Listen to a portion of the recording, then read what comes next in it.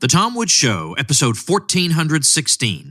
Prepare to set fire to the index card of allowable opinion. Your daily dose of liberty education starts here. The Tom Woods Show. Folks, the great and heroic Bob Murphy has a brand new book out, Contra Krugman, Smashing the Errors of America's Most Famous Keynesian. This thing is going to give you a ton of intellectual ammunition. Plus, throw Bob a bone here. I mean, before I crush him in the debate we're doing aboard the Contra Cruise, at least let him get a book sale or two. Check it out at ContraKrugmanBook.com. And I am the narrator of the audiobook version. How about that? You can get that for free through the Audible offer at TomWoodsAudio.com. At any rate, get all the details at ContraKrugmanBook.com. Hi, everybody. Tom Woods here. John Bush is with me today. John has many, many activist credentials under his belt by this time.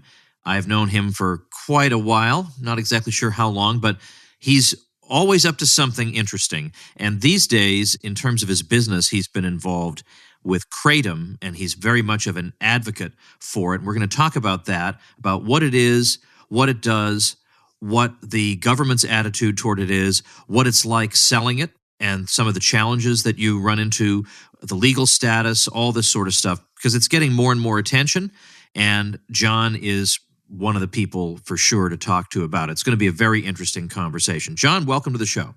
Hey, Tom. Thanks for having me. As I was preparing for today, I was thinking back to when I met you, and I feel like it would have to have been at least like maybe 2008, something like that, in the Ron Paul days. It was back in the good old days for sure. Things were very different then. You were but a young pup in those days. Yeah. Yeah. And now, you know, you're still out there keeping on, but you branched out into some interesting new areas, and I want to talk about that today. So let's start with some background, particularly for dopes like me who don't know really much more about this other than what you've told me in like a 3-minute span. And that is, I'd like to know the background. I'd like you to tell me what Kratom is. And I guess I partly want to know, how come I'm only hearing about it over the past few years? Is it something that's existed for a long time, but it's only coming into popular awareness recently? Give me the backstory. Well, Kratom is a member of the coffee family, although it has no caffeine. It's made from the powderized, ground-up leaves of the Kratom evergreen tree, which is grown primarily in Southeast Asia. It's been used by indigenous cultures in Southeast Asia for centuries as a folk remedy. Day laborers would use it out in the fields when they're starting to get fatigued.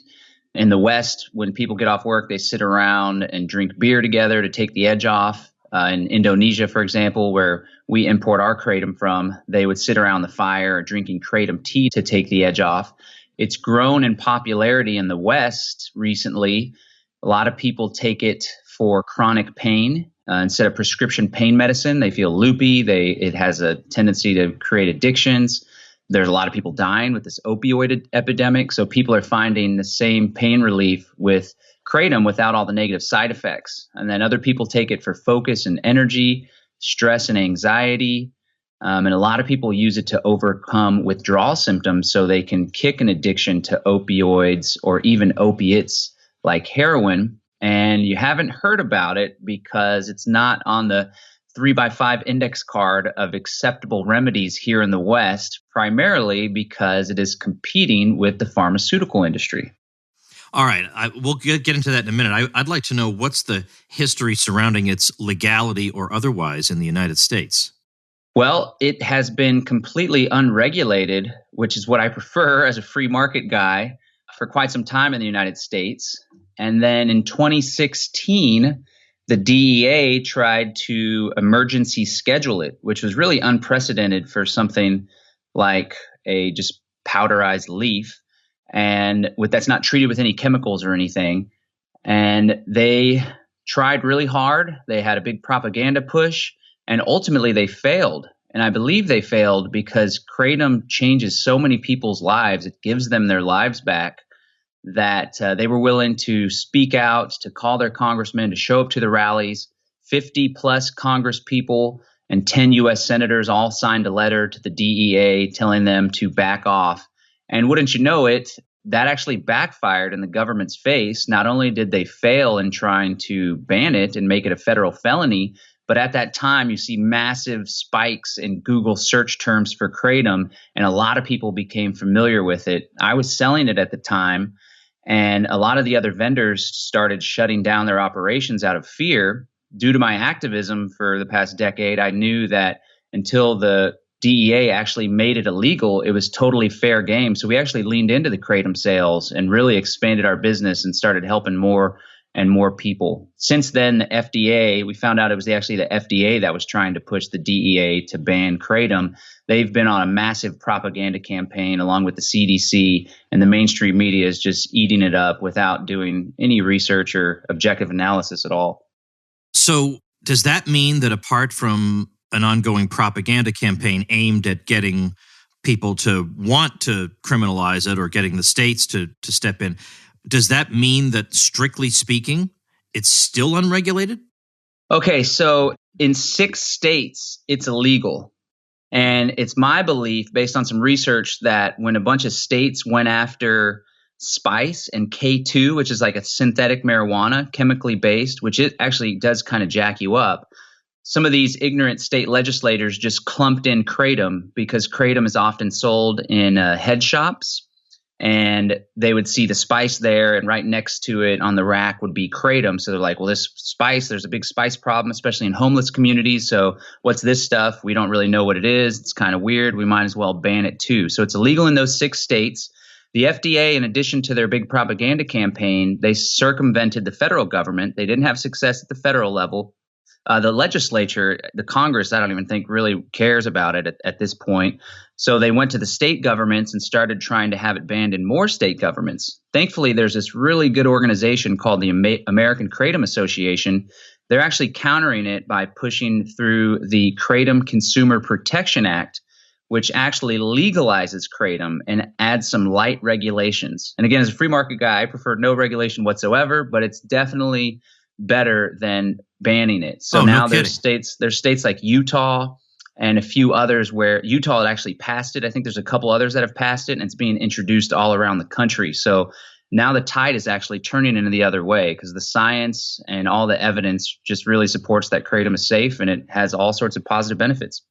The story you tell reminds me a little bit of the propaganda in the 1930s about marijuana, because when that all happened and marijuana was criminalized, you almost can't believe how dumb the propaganda about it was. And I say this as someone who never uses it, and I have no interest in using it, but I don't like being lied to by propagandists. And the propaganda surrounding it was so stupid. You can't believe this was the basis on which they made the decision. It is preposterous and embarrassing. Now, how does this all affect you as a dealer in it? I mean, you have to deal with payment processors and all down the line that maybe they get a little bit nervous about this substance that has a kind of ambiguous relationship with the law, let's say?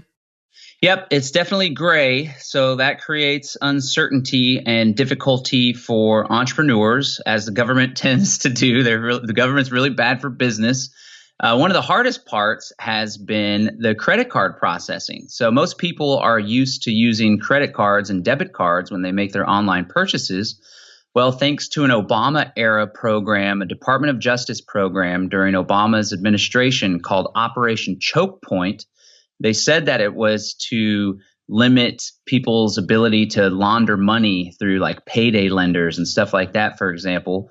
But in reality, it enables the federal government to put pressure on the banks, which in turn put pressure on the credit card companies to no longer process transaction for undesirable industries like firearms, adult toy stores, dispensaries, and of course, Kratom and CBD. So I have done my best to come up with innovative solutions like through PayPal and other people's Square accounts, and they've all got shut down. I've probably been through like 7 or 8 credit card solutions, and I managed to not go without credit cards for more than a week at a time for the past few years. But for the past 4 months, they really cracked down hard. Now, we do have a solution, which I say it's an end run around their payment blockade. It's called e-check. It's actually safer and more secure than credit cards.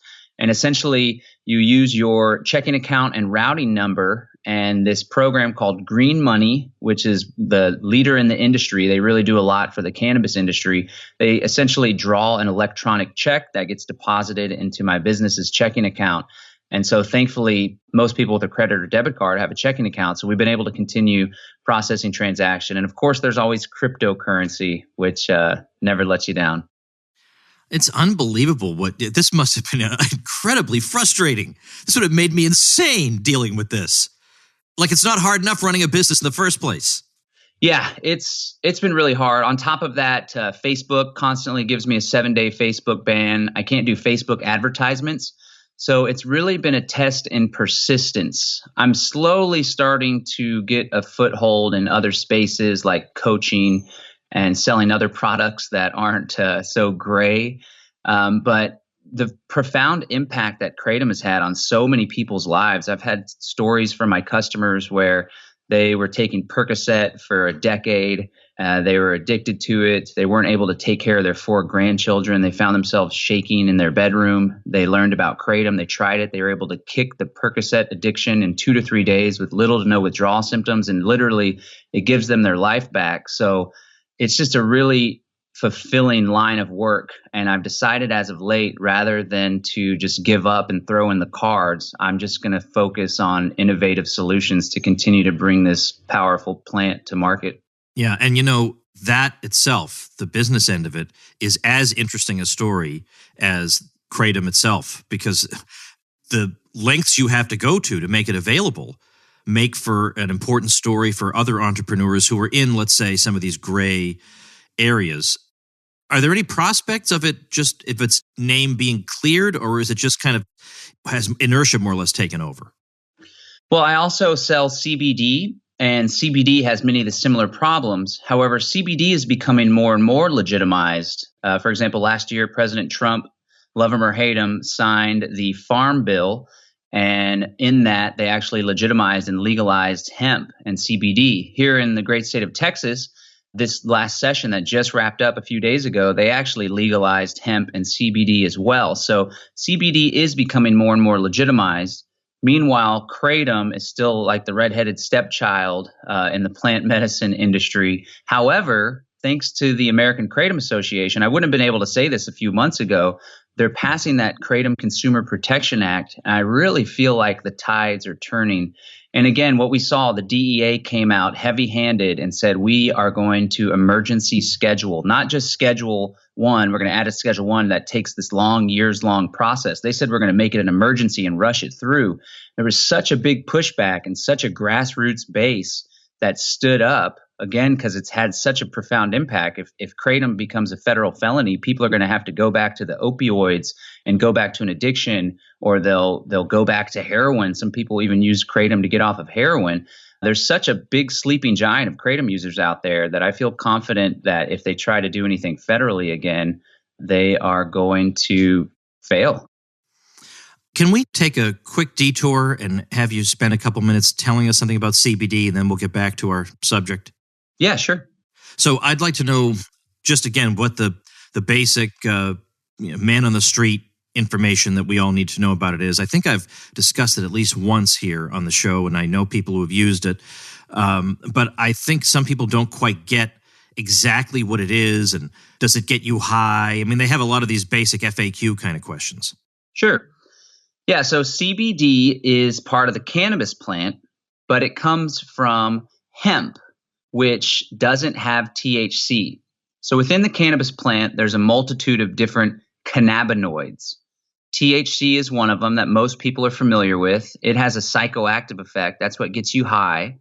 CBD does not have a psychoactive effect.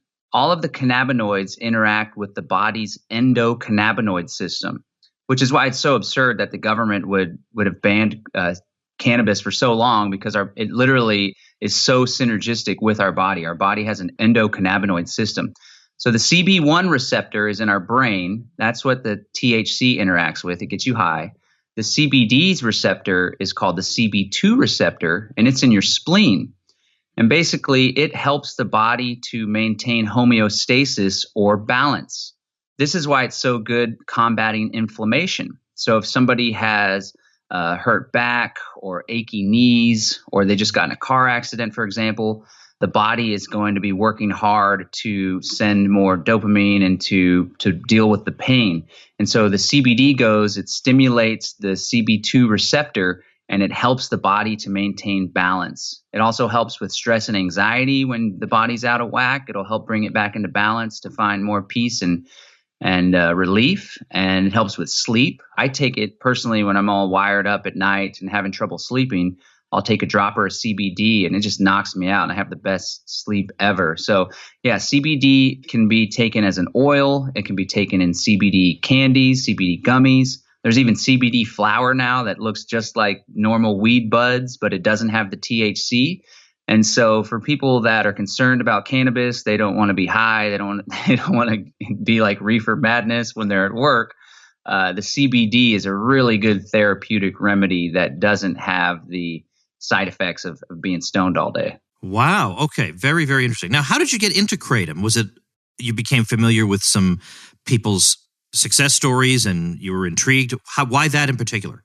Well, I was involved in activism since 2002, really. And then, as you're saying, 2007, 2008, learned about libertarianism, really leaned into political activism. And then I started exploring alternatives, political alternatives like cryptocurrency and creating mutual aid societies and stuff.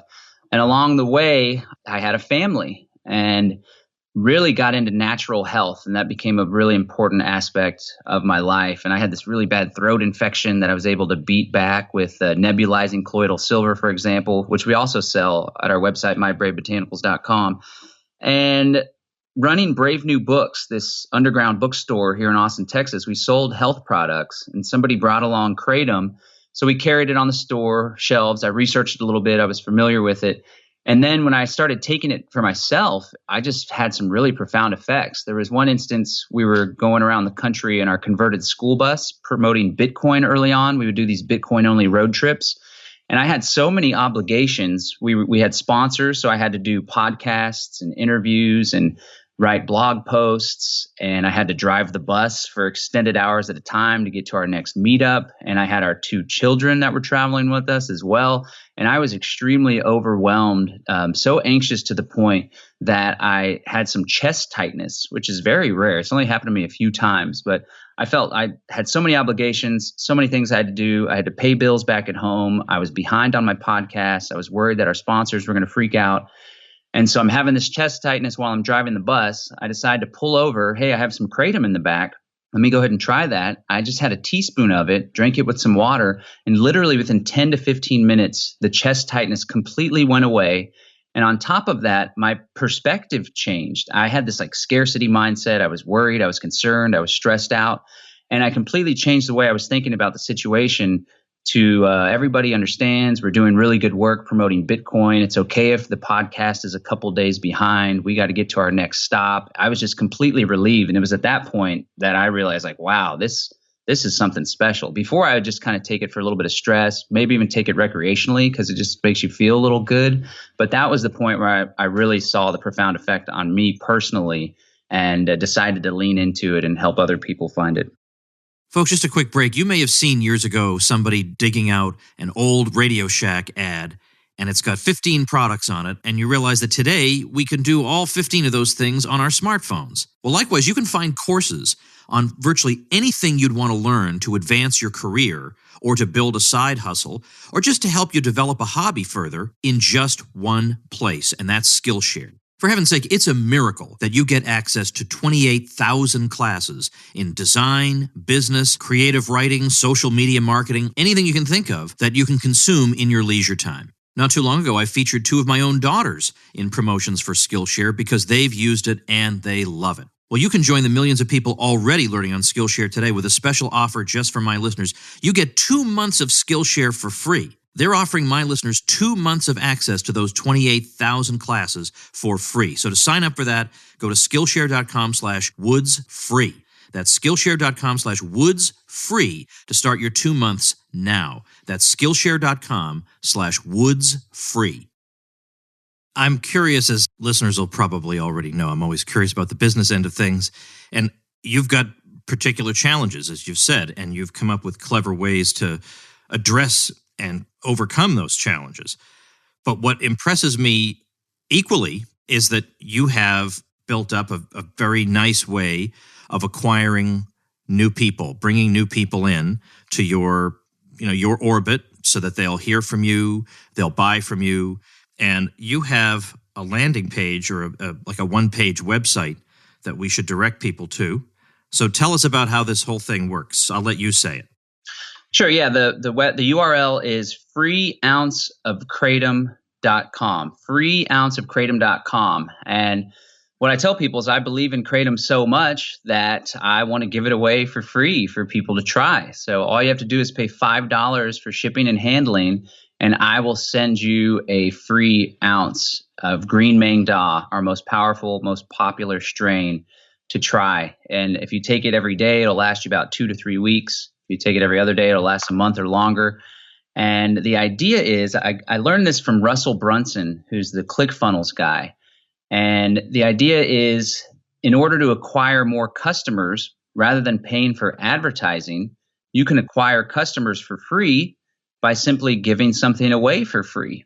And so in reality, when you pay $5 for the shipping, I actually lose about 15 to 25 cents for every person that takes advantage of the offer, but I'm gaining a potential customer. And so many people that try it, again, for stress and anxiety, for chronic pain, maybe they've been taking opioids from a car accident 5 years ago, and they just no longer think it serves them.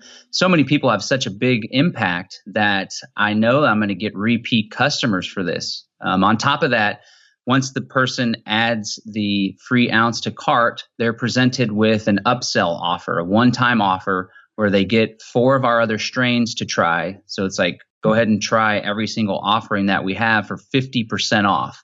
And a lot of people are taking advantage of that offer. So it's really beautiful because I have a goal to get 1,000 people within this year, before the end of 2019, to try this free ounce of Kratom. So passionately, I'm an activist at heart. And I know that this is helping people, and it brings me great joy and fulfillment that I'm fighting back Big Pharma and the FDA and the DEA. So it's very fulfilling work and activism. But on the business end, it's really helping me to feed my family, because a good chunk of the people that take advantage of the free offer are not only potentially buying the upsell, but in the future, they'll continue to do business with me, because I have a feeling they're really going to like the effects that the Kratom has for them. So it's a win-win for everybody. Well, everybody wins except for the government, I guess. Right.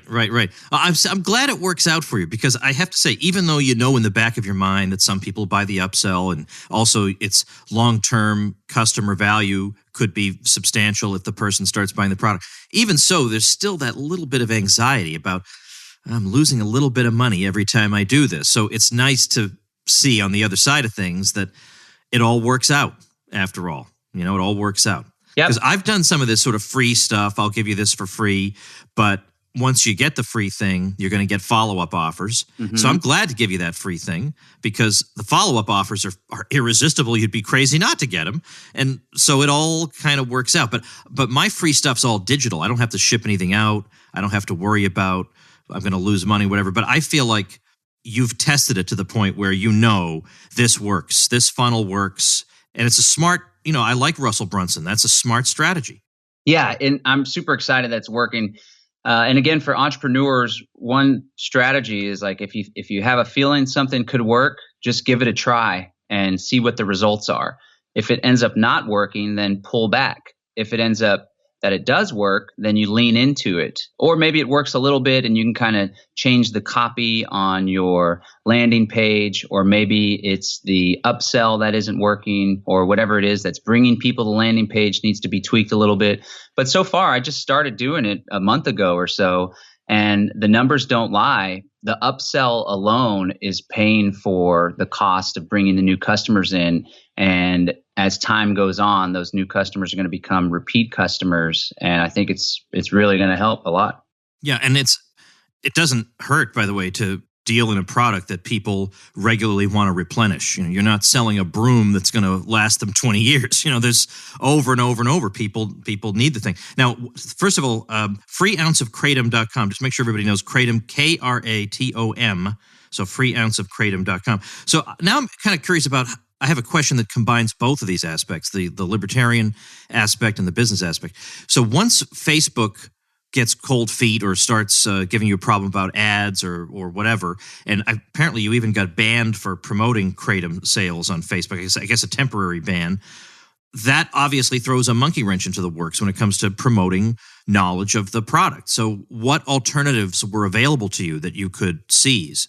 Yeah, so back with the persistence thing, there were so many times when I thought about just abandoning this industry because I'm becoming more skilled as an entrepreneur, and I feel like sometimes because I'm in this space, it's like I'm running with the parachute behind my back. But again, I have a strong customer base, a lot of repeat customers, and it's such fulfilling work. It makes my heart feel good, and again, it's throwing jabs at big government, big pharma. So I decided, rather than give up, I'm just going to innovate and find ways around the social media. So what I've been doing lately is I'm creating this giant list of blogs, podcasts, and radios and social media influencers. And you were towards the top of my list, Tom. Thank you. We had spoken before and you offered to have me on. So I thought this would be a really good time to do that. So rather than relying on social media, which is extremely effective, it's not effective for me when it comes to Kratom and CBD, but it's extremely effective in other areas.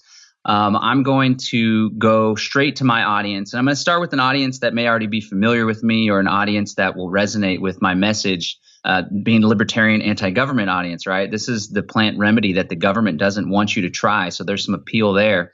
So that's what I'm doing currently. And so far, it's had some pretty good success on the interviews that I have done. Derek Brose of the Conscious Resistance interviewed me, and I saw a nice spike in the free ounce of Kratom offers. And then another thing that I'm going to do is I'm going to go directly to potential consumers face to face. This is a gray area. People may think it's weird. And another hurdle is when I'm talking to people or I share about it on social media, Kratom. They're like, hey, that guy seemed like a pretty honest guy, had a lot of good things to say. I'm going to go research Kratom on my own. And so when you Google Kratom, what comes up, of course, is the BS headlines from the mainstream media that are simply regurgitating the lies from the FDA and the CDC. So I'm going to go directly to consumers at farmers markets. We're hosting a screening coming up this Sunday of this amazing Netflix documentary called A Leaf of Faith. A Leaf of Faith. I would invite people to watch it if you have a Netflix account. So I don't need the social media. I don't need the credit cards, although it'd be nice to have them back. I'm doing everything I can to do an end run around these blocks and these hurdles that the government is putting in front of me. And I'm committed to reaching as many people as possible with this amazing remedy.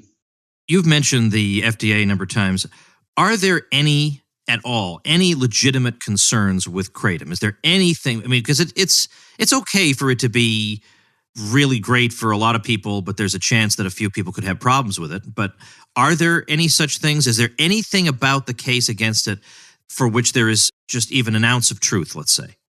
Okay, so again, people take Kratom for chronic pain instead of the opioids or prescription pain medicine, and they find the same relief without all of the loopiness and the really hardcore addiction. People take it for stress and anxiety, mental focus. There's 2 or 3 different varieties. There's red leaf, red vein, which are the ones that are good for pain, and they tend to have a sedative effect, help with sleeping as well and relaxing. Then there's green and white, which tend to be a little more uplifting and energetic. Those are good for stress and anxiety and for energy and focus. Now, there are some people and some of my customers that use it to come off of an opiate like heroin or even an opioid addiction, and they simply become dependent on the Kratom. But what that is it's a great example of harm reduction, because one of the great promises of Kratom, which does interact with the body's opioid receptors, like the Percocet, the Vicodin, the Oxycontin, which is a really bad one, is that Kratom doesn't cause respiratory depression. So that's one of the main reasons why there's this opioid epidemic taking place and people are dying all across the country, is because they take so much of the pills, they develop such a tolerance, they start taking more and more, and then their lungs basically shut down and they die. They can't breathe. That's not the case with Kratom. Now, so one caution is that it can be habit forming, but if you take it responsibly like I do, I usually take it regularly for about 5 or 6 days, and then I take 2 or 3 days off so my body won't develop a tolerance. And I'm really in tune with my body, being into natural health. And when I take it sometimes for like 2 weeks straight, for example, I can kind of feel that maybe it's taking a little bit of a toll on my liver or kidneys because the alkaloids are strong. So my liver or kidneys are having to filter out a little bit more. There are some studies. Every time the FDA puts out a new report, I go in and do my best to debunk it and try to see if there's any truth to it. So in one study, they say that it causes liver failure. The only thing that I could find is when someone takes it every single day for a very long time and they take an enormous amount, which again could happen if you develop a habit or a dependency on it and you start developing a tolerance. And I have customers that take like an ounce or more a day, which is what I would take in about 2 weeks. They take that every day. So it says that there can be acute liver toxicity if you take it in mass amounts, if you take it regularly every single day. Now, the FDA and CDC want people to believe that the CDC came out with a report saying there's 91 kratom-related deaths. 91 people died with kratom in their system. However, all of those 91 except for 7 had fentanyl, opiates, heroin, all sorts of cocaine, all sorts of other stuff in their system. The FDA recently said there's 26 kratom-related deaths. Some of those people, the ones that only had kratom in their system, were also shot and like fell off a roof. So I'm not going to say that kratom can't kill you because if you drink too much water, it'll kill you. But you would have to be taking a whole lot of kratom in an exorbitant amount every single day for a really long time for it to have those harmful effects. So again, like anything, whether it's coffee, which is also addictive, it's important to use it responsibly, to take small amounts, to take breaks so you don't develop a tolerance. And for new users, it's important to take it on a full stomach and to start with a very small amount, like perhaps half a teaspoon mixed in with 16 ounces or 12 ounces of water, drinking it slowly over the course of 30 minutes to an hour. That will help reduce the chance that maybe it makes you a little nauseous or anything. But it's pretty dang safe and little to no side effects. And again, compared to the pharmaceuticals that a lot of people are taking, the side effects are much, much less, and the risk of harmful things is much less as well. And obviously, when you send it out to people, you include instructions to this effect? Yeah, there's a suggested serving size, and I purposely err on the conservative side. I've been doing this for about 3 years, and there have been less than a handful of people that had a little stomach ache when they took it. That's the worst that has happened in giving it out to so many people. And at events, I do free samples and stuff. Now, because there's like this moral hazard because of the FDA not approving it as a dietary supplement, originally, I didn't have any suggested serving size. A lot of people in the industry sell it as like a soap or as an incense.